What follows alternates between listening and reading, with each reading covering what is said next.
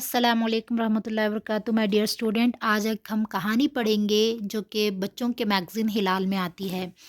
तो ये रही कहानी, आई होप आप इसे एंजॉय करेंगे। कहानी का टाइटल है अपनी मदद आप।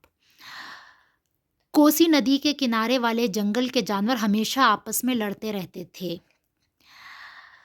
हमारे झगड़ों का फैसला करने वाला कोई राजा होना चाहिए, ये रैबिट जो है कहता है। हाँ, तभी हमारे झगड़े बंद होंगे, एक हिरन ऐसा बोलता है। फिर उसके बाद एक तोता क्वेश्चन करता है कि मगर राजा कौन बनेगा?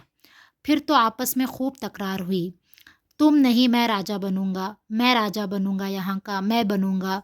तो they start fighting with each other. उसके बाद कुछ दिन पहले एक बूढ़ा बीमार शेर भी इस जंगल में आ गया था। उस वक्त शोर से उसकी नींद टूट गई। उसने सोचा ये कैसा शोर है, चलकर देखूं। शेर वहां आ गया जहां दूसरे जानवर तकरार में मसरूफ थे।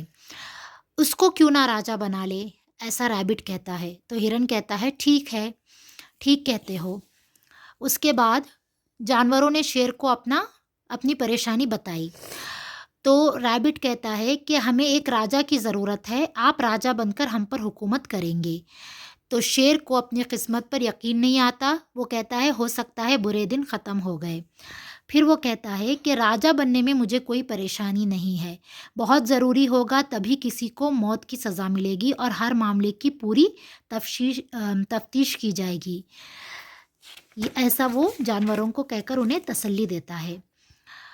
उसके बाद जानवर शेर को राजा बनाकर बहुत खुश होते हैं।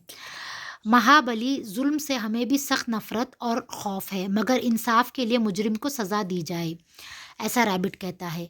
और फिर शेर सोचता है और अक्सर मुझे ये सज़ा देना बहुत ज़रूरी ही लगेगा। इत्तेफाक से दूसरे दिन हस्बे आदत एक खरगोश और तीतर में बिल के लिए ज़ोर का झगड़ा हुआ। ये बिल मेरा है, खरगोश कहता है। तीतर कहता है कि नहीं, मेरा है, मैंने इसे पहले तलाश किया था।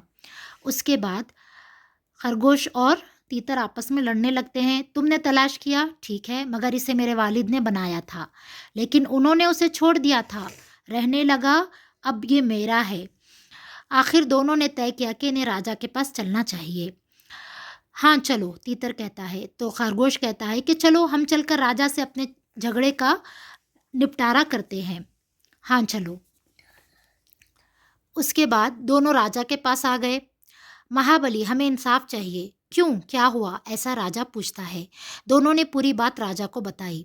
तो शेर जो कि राजा होता है बाघ, वो कहता है कि ठहरो भाई, मैं बूढ़ा हूँ, ठीक से सुनाई नहीं देता, मेरे नज़दीक आकर अपनी बात समझाओ। खरगोश और तीतर दोनों शेर के करीब आ गए। उसने दोनों को दबोच लिया।